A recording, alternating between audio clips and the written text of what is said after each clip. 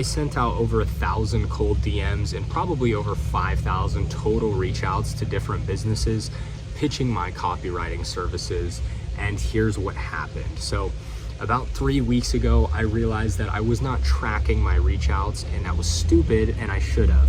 So for the sake of this video, I'm just calling it 1,000 because that's how many I have in my Excel sheet right now. And also, if it's interesting, let me know and I'll figure out how to get a link to the Excel sheet where I can pin it in the comments here or something. So let me know if you want to see that. But essentially, for the first 1,000 cold DMs, I looked at it and I believe I got only, I want to say 20 responses, maybe 20, 30, 40 responses.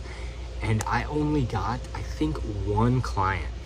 And I got a lot of really good warm leads from it that I'm still working. But the thing with DMs that's interesting is people will respond. I've noticed a lot more often, at least businesses have. And they'll say yeah, because my whole pitch is, hey, if I send you a free sample, would you take a look? That's all it is, a free email sample. So I send them, a lot of people say sure to that. Well, not a lot, but enough say sure.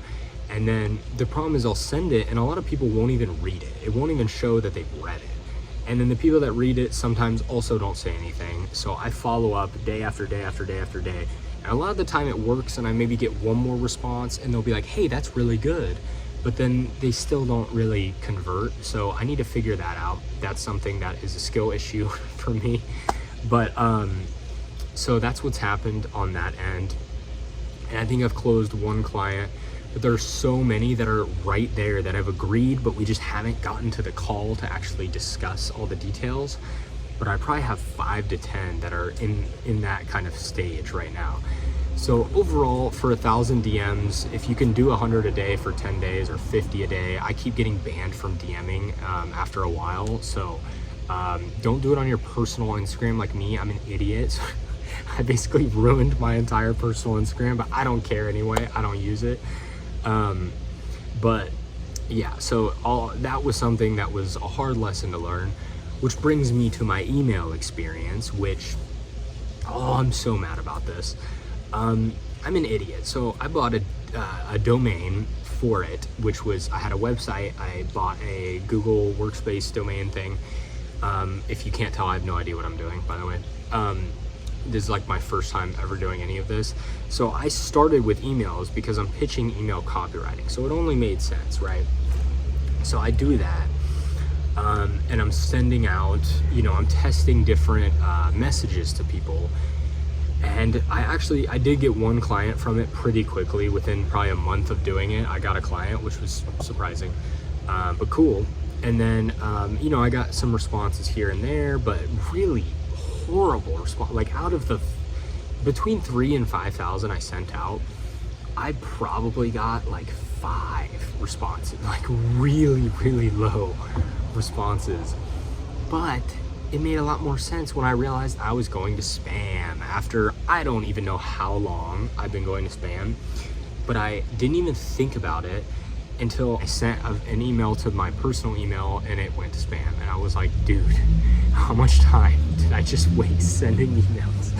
So look up the best practices to make sure that that doesn't happen. Because apparently if you buy a new domain and you just start sending out a bunch of emails, Google's gonna send you to spam really fast. And I didn't even think about that because I'm an idiot and I've never done this before. But anyway, you live and learn, that's how you learn. So I figured that out. There is a tool called Instantly that I've found that looks interesting. It's kind of expensive, but it looks cool. So if you have some money, that looks like it's worth doing if you're trying to reach out to people through email. But anyway, so all of that kind of stuff. But like I said, 1 client, so that was solid. But I sent out thousands. And the whole story of the tracking thing was that nothing was working and I couldn't figure out why. And then I realized I wasn't tracking it. And if I had been tracking it, I would have realized like the 5 Instagram DMs that I sent, because I wasn't really focusing on Instagram. It was email and Facebook. But out of the 5 Instagram DMs I sent, I got 1 or 2 responses, which is a crazy response rate compared to the emails, which was like 0.1%. So as soon as I started tracking, I noticed that immediately. And I started sending, or maybe the other way around, but I started sending DMs instead, which then, you know, that resulted in a whole new set of problems where it's like Instagram won't let you send a ton of DMs out. And, you know, I may be going into the suggested spam thing on there. I have no idea. But I'm still getting some responses on there, so it's a good sign. I'm gonna keep doing that.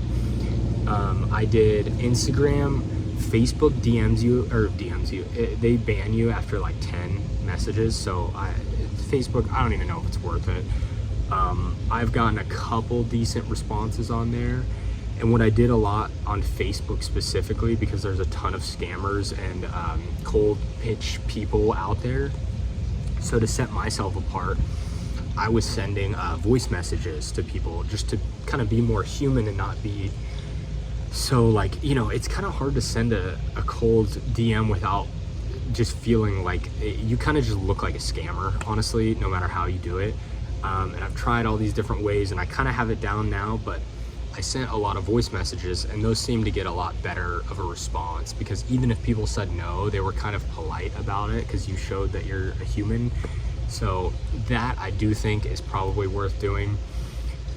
But at the same time, a lot of people don't even bother listening, and it's a lot more time than just pasting a message in. But essentially, I've tested everything all the way from super personalized to just a straight up copy and paste message. I do think personalizing your messages is a lot better. But honestly, I would argue volume works better, like just a copy and paste message to way more people does work better, but with how often or how quickly you get banned from sending DMs, it's probably not worth doing. But if they didn't have a limit to how many DMs you could send, I would 100% say just send it to as many people as possible. And yeah, so ultimately what I've learned is follow up with people for one.